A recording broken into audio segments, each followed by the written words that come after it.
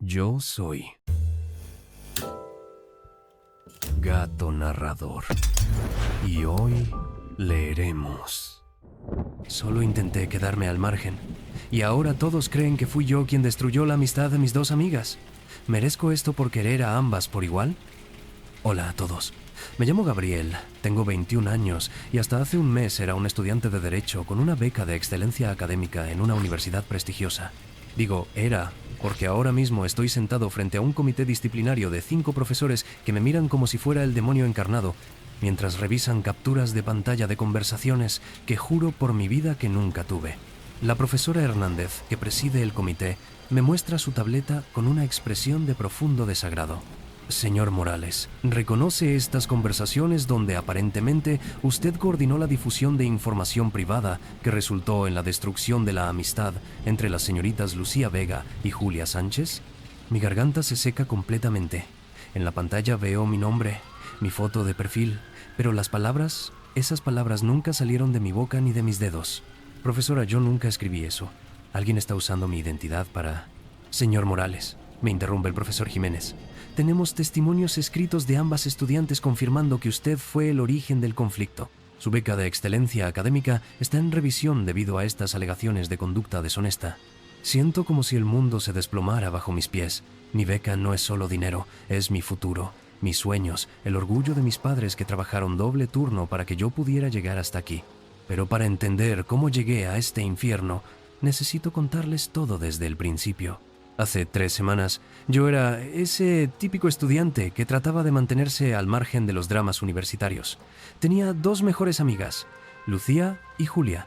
Las conocí en primer semestre y desde entonces fuimos inseparables. Lucía era intensa, apasionada, siempre cuestionando todo en clase. Julia era más tranquila, analítica, el tipo de persona que prefiere observar antes de actuar. Nunca pensé que mi deseo de querer a ambas por igual se convertiría en mi maldición. Todo comenzó un martes por la mañana. Estaba en la cafetería estudiando para un examen de Derecho Constitucional, cuando Diego, un compañero de clase, se acercó con su teléfono en la mano y una expresión de morbo mal disimulado. «Hermano, tienes que escuchar esto», me dijo, conectando sus audífonos a mi oreja. Lo que escuché me heló la sangre. Era la voz de Lucía, clara como el agua, diciendo: «Yo sé que Julia le fue infiel a Carlos. Vi los mensajes en su teléfono cuando fuimos al baño en la fiesta de Andrea. Estaba hablando con ese tipo de ingeniería, mandándole fotos. Ya sabes qué tipo de fotos».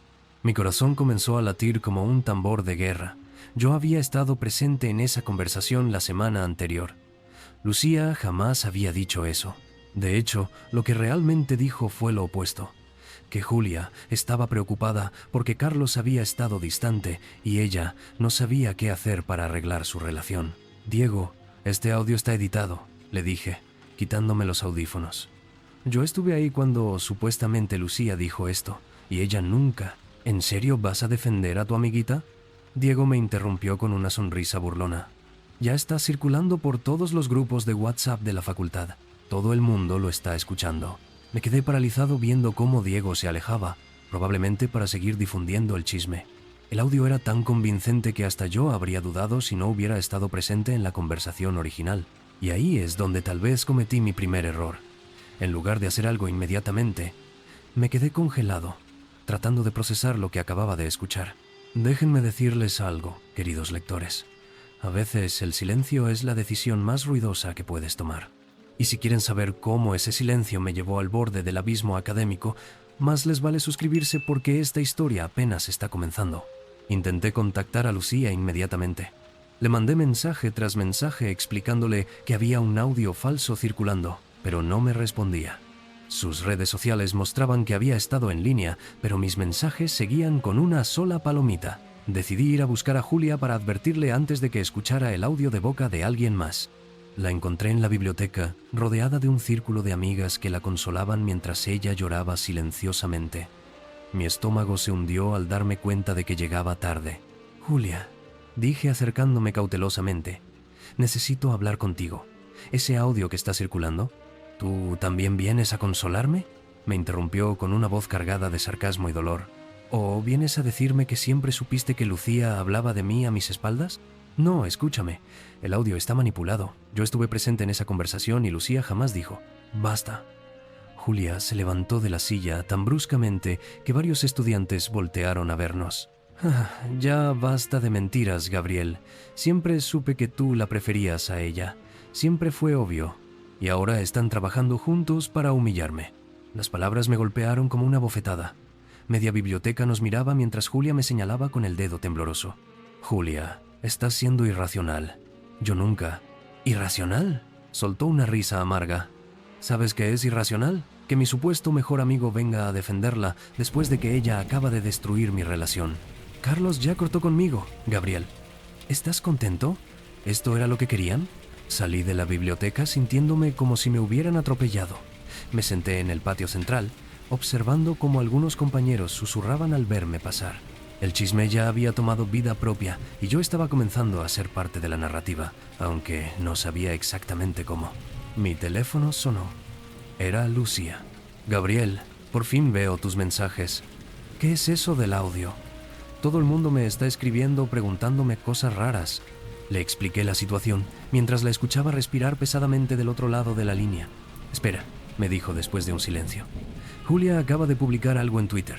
Está contando una versión completamente distorsionada de nuestra amistad. Abrí Twitter inmediatamente y lo que vi me quitó el aliento. Julia había publicado un hilo de 13 tweets contando toda la verdad sobre su amistad con Lucía.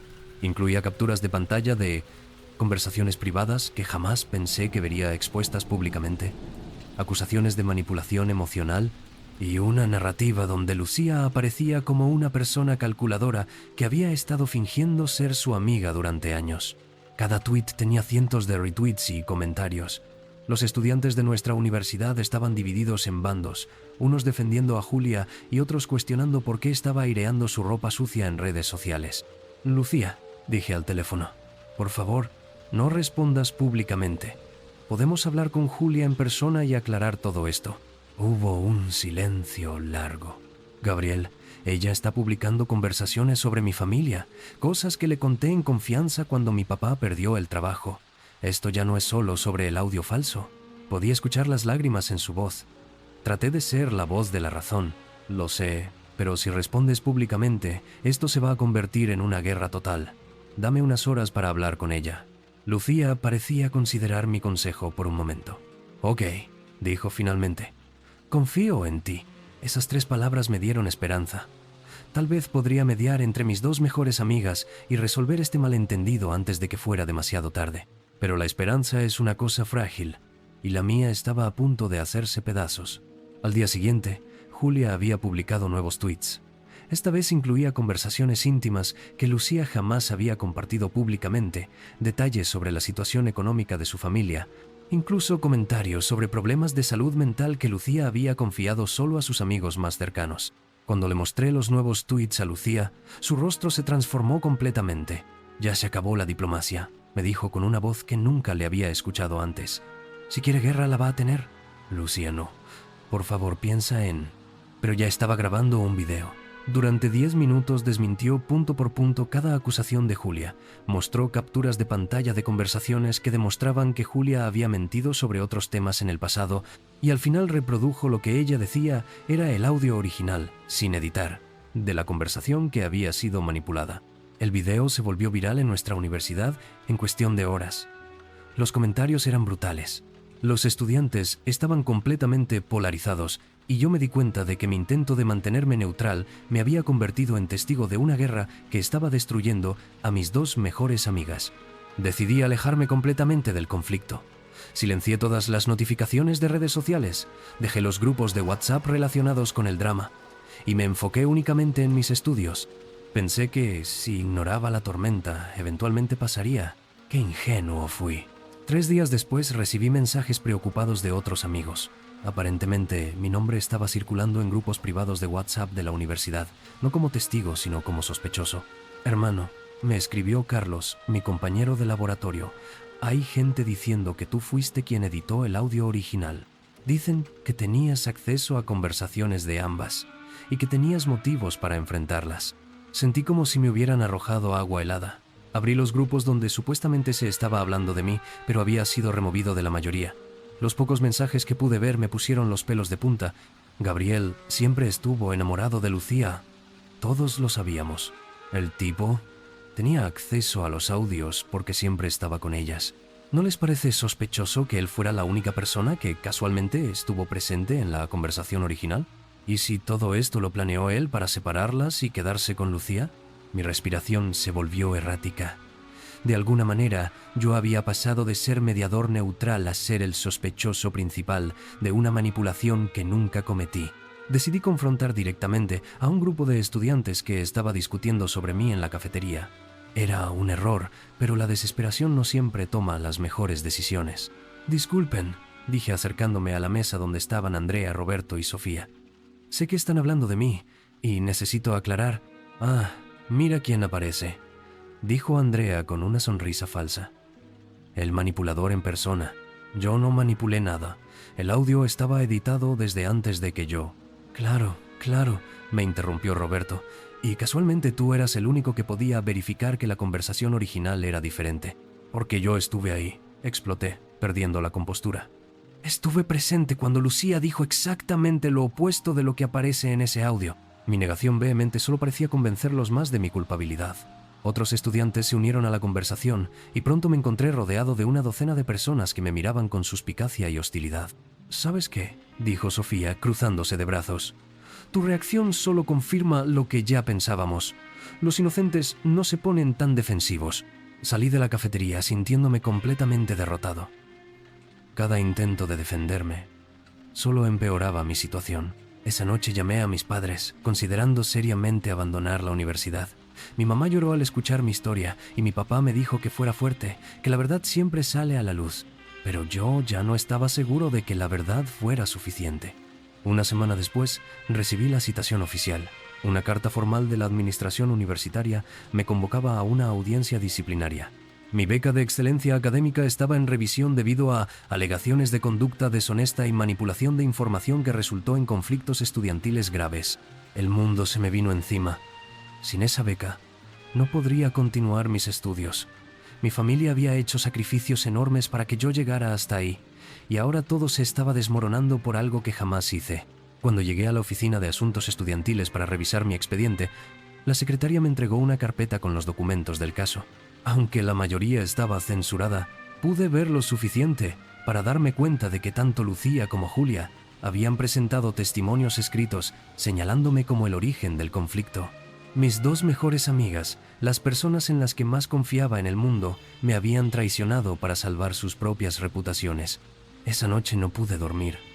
Pasé las horas revisando cada mensaje, cada conversación, cada evidencia que podía reunir para demostrar mi inocencia. Estaba preparando mi defensa como si mi vida dependiera de ello, porque en cierto sentido, así era. Fue mientras revisaba los metadatos de archivos compartidos en nuestros grupos de estudio que encontré algo extraño. El audio original que había causado todo el conflicto había sido subido desde una cuenta que no pertenecía a ningún estudiante. El usuario era P. Martínez, prof. Mi corazón comenzó a latir aceleradamente. Profesor Martínez. Solo conocía a un Martínez en la facultad, el profesor Eduardo Martínez, quien enseñaba Derecho Penal y quien había tenido varios conflictos con Lucía durante el semestre por cuestionar sus métodos de enseñanza en clase. Comencé a investigar más a fondo. Revisé los metadatos de otros archivos compartidos en grupos donde también estábamos Lucía, Julia y yo. Había un patrón. Varios audios y documentos que habían causado conflictos menores durante el semestre provenían de la misma cuenta. La verdad me golpeó como un rayo. No habíamos sido víctimas de un malentendido o de chismes universitarios. Habíamos sido víctimas de una manipulación calculada por parte de alguien con autoridad, alguien que tenía acceso a información estudiantil y que había estado orquestando conflictos como venganza. El profesor Martínez no solo había editado el audio para enfrentar a Lucía y Julia, nos había usado a todos como peones en su juego de venganza personal contra una estudiante que se había atrevido a cuestionarlo. Por primera vez en semanas, sentí algo parecido al alivio. Pero inmediatamente después vino el horror al darme cuenta de la magnitud de la manipulación. No solo nos había enfrentado, había destruido amistades, reputaciones y casi arruina mi futuro académico. Intenté contactar a Lucía y Julia inmediatamente para compartir mi descubrimiento, pero ninguna de las dos respondía a mis llamadas. Tenía que tomar una decisión. Presentar esta evidencia solo ante el comité disciplinario, o intentar reunir a mis amigas antes de la audiencia. Decidí arriesgarme. Fui a casa de Lucía sin avisar. La encontré empacando maletas. «Lucía, ¿qué estás haciendo?» Ella se volteó con los ojos rojos de tanto llorar. «Me voy, Gabriel. No puedo seguir en esta universidad. Todo el mundo me mira como si fuera un monstruo. Y Julia dijo cosas terribles sobre mi familia en su último video. No puedo más. Lucía, necesitas ver esto», le dije, mostrándole mi teléfono con toda la evidencia sobre el profesor Martínez. Cuando terminé de explicarle todo, ella se desplomó en el sofá y comenzó a llorar desconsoladamente.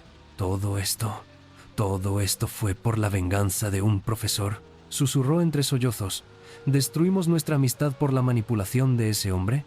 La abracé mientras llorábamos juntos, procesando la magnitud de lo que habíamos descubierto. Lucía admitió que había presentado el testimonio contra mí porque se sentía traicionada y confundida, pero que siempre supo en el fondo que yo jamás haría algo así. «Gabriel», me dijo limpiándose las lágrimas, «Julia también descubrió parte de la verdad. Me contactó hace 2 días. Ella también encontró inconsistencias en algunos audios, pero tiene miedo de admitir públicamente que se equivocó conmigo y contigo. Fuimos juntos a buscar a Julia.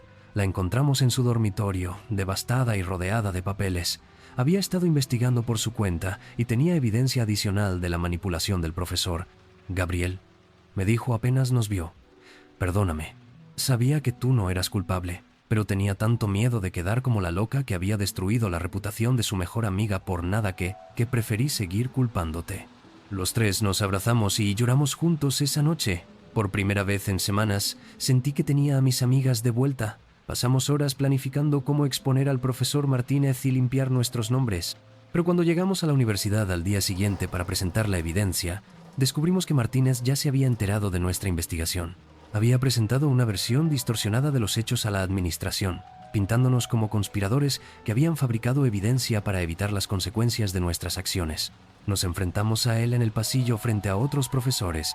«Profesor Martínez», le dije con la voz temblorosa pero determinada, «tenemos evidencia de que usted editó el audio que causó el conflicto entre mis amigas». Él nos miró con una sonrisa condescendiente. «Jóvenes, entiendo que están desesperados por evitar las consecuencias de sus acciones, pero fabricar evidencia contra un profesor no va a ayudarles en nada». Su confianza era tan aplastante que por un momento pensé que nadie nos iba a creer, especialmente cuando sugirió que habíamos falsificado los metadatos para incriminarlo. Nos fuimos sintiéndonos derrotados. Habíamos encontrado la verdad, pero parecía que no era suficiente contra la palabra de una figura de autoridad. Estábamos sentados en el patio, considerando rendirnos, cuando Julia recordó algo. «Esperen», dijo buscando en su teléfono. «Hace unas semanas grabé una conversación con Martínez. Él estaba siendo condescendiente conmigo después de clase, y yo grabé para mostrarles a ustedes lo grosero que había sido». Revisó su teléfono y encontró la grabación. La pusimos a reproducir. En el audio se escuchaba claramente la voz del profesor Martínez diciendo: «Señorita Sánchez, tal vez si dedicara menos tiempo a cuestionar mis métodos y más tiempo estudiando, no tendría que preocuparse por, digamos, ciertas lecciones que la vida enseña a estudiantes irrespetuosos. Y luego, más claro que el agua, créame que sé cómo enseñar lecciones a estudiantes que no respetan la autoridad. Tengo mis métodos». Los 3 nos quedamos helados. No solo era una admisión de culpabilidad, sino que sugería un patrón de comportamiento contra otros estudiantes. Esa grabación lo cambiaba todo. Con la evidencia irrefutable en nuestras manos, sabía exactamente qué tenía que hacer. Pero no era suficiente exponer al profesor ante la administración. El daño a nuestras reputaciones ya estaba hecho públicamente, y necesitábamos repararlo de la misma manera, públicamente. Decidí arriesgarlo todo. Publiqué un video en redes sociales contando toda la historia desde el principio, incluyendo la evidencia contra Martínez, la grabación de Julia, y admitiendo públicamente los errores que habíamos cometido Lucía, Julia y yo, al atacarnos mutuamente en lugar de buscar la verdad. El video se tituló «Cómo un profesor manipuló a 3 estudiantes para destruir su amistad. La verdad completa». Las primeras horas después de publicar el video fueron silenciosas y aterradoras. Pensé que había cometido el error más grande de mi vida al exponer públicamente a un profesor. Pero entonces comenzaron a llegar los comentarios. Otros estudiantes empezaron a compartir sus propias experiencias con el profesor Martínez. Historias de manipulación, de comentarios inapropiados, de lecciones que les había enseñado cuando se atrevían a cuestionarlo. El video se volvió viral. no solo en nuestra universidad, sino en redes sociales educativas. La administración se vio forzada a abrir una investigación formal, y varios estudiantes que habían sido víctimas de Martínez en el pasado se animaron a presentar denuncias formales. Y así, llegamos al día de hoy. Estoy sentado frente al comité disciplinario, pero esta vez no estoy solo. Lucía y Julia están sentadas a mi lado como testigos y aliadas. La evidencia contra Martínez está sobre la mesa, y él está siendo investigado no solo por nuestro caso, sino por un patrón de abuso de autoridad que había estado ocurriendo durante años. Señor Morales, dice la profesora Hernández con un tono completamente diferente al del inicio. Después de revisar toda la evidencia presentada, el comité ha determinado que usted fue víctima de una manipulación sistemática por parte del profesor Martínez. Su beca será restaurada inmediatamente y queremos ofrecerle nuestras disculpas por el proceso que ha tenido que atravesar. Siento como si pudiera respirar por primera vez en semanas. Actualización. 3 meses después. Han pasado 3 meses desde la audiencia disciplinaria y mi vida ha cambiado de maneras que nunca habría imaginado. El profesor Martínez fue despedido de la universidad y actualmente enfrenta investigaciones legales por abuso de autoridad y manipulación de información estudiantil. La investigación reveló que había estado usando su posición para vengarse de estudiantes que lo cuestionaban durante al menos 5 años. Mi beca no solo fue restaurada, sino que la universidad me ofreció una disculpa pública y apoyo psicológico para lidiar con el trauma de todo el proceso. Varios medios educativos contactaron para hablar sobre mi experiencia, y mi historia se ha usado como caso de estudio sobre abuso de autoridad en instituciones académicas. Pero lo más importante es que Lucía, Julia y yo no solo reconstruimos nuestra amistad, sino que salimos más fuertes de toda esta experiencia. Aprendimos que la comunicación directa vale más que todas las suposiciones del mundo y que cuando enfrentas una crisis es mejor estar juntos que permitir que alguien más divida y controle. Lucía decidió especializarse en Derecho Educativo, inspirada por nuestra experiencia. Julia comenzó un blog sobre manipulación psicológica y cómo identificarla. Y yo aprendí que a veces mantenerse neutral ante la injusticia puede ser tan peligroso como participar en ella. La universidad implementó nuevos protocolos para investigar conflictos estudiantiles y un sistema de denuncia anónima para reportar abuso de autoridad por parte del profesorado. Nuestro caso horrible se convirtió en un catalizador para cambios positivos que esperamos protejan a futuros estudiantes. Camino por el campus ahora con la cabeza en alto. Los estudiantes que antes me miraban con sospecha ahora me saludan con respeto. Algunos incluso se han acercado a contarme sus propias experiencias con profesores abusivos, sintiéndose validados por saber que alguien los creería. He aprendido que la verdad no siempre es suficiente por sí sola. A veces necesitas coraje para pelear por ella, aliados que te apoyen y la voluntad de arriesgar todo por hacer lo correcto. Mi historia comenzó con el deseo ingenuo de querer a mis 2 mejores amigas por igual y mantenerme al margen de sus conflictos. Pero terminó enseñándome que no existe tal cosa como la neutralidad completa cuando se trata de injusticia. El silencio tiene consecuencias y a veces la única manera de proteger lo que amas es pelear por ello. ¿Merecía todo esto por querer a ambas por igual? No, pero merecía aprender que el amor verdadero a veces requiere tomar riesgos y defender a las personas que amas, incluso cuando es difícil, incluso cuando te puede costar todo. Y ahora, 3 meses después, puedo decir con certeza que valió la pena cada lágrima, cada noche sin dormir y cada momento de desesperación, porque al final no solo recuperé a mis amigas, me encontré a mí mismo. Qué conmovedor resulta presenciar cómo los humanos necesitan atravesar el infierno completo para aprender lecciones que cualquier felino comprende instintivamente, que la neutralidad ante la manipulación es complicidad disfrazada de cobardía, y que la lealtad verdadera a veces requiere ensuciarse las patas. Gabriel y sus amigas descubrieron, tras meses de sufrimiento innecesario, lo que yo podría haberles explicado en una tarde, que los depredadores de autoridad se alimentan precisamente del silencio de sus víctimas y de la ingenuidad de quienes creen que mantenerse al margen los protegerá del caos. Es fascinante, en su patetismo inherente, cómo necesitaron llegar al borde del abismo académico para encontrar el coraje de gruñir ante su atacante. Me pregunto, queridos oyentes que han llegado hasta aquí, ¿cuántas veces han elegido ustedes el silencio cómodo cuando la injusticia demandaba rugir y qué precio han pagado por esa aparente neutralidad?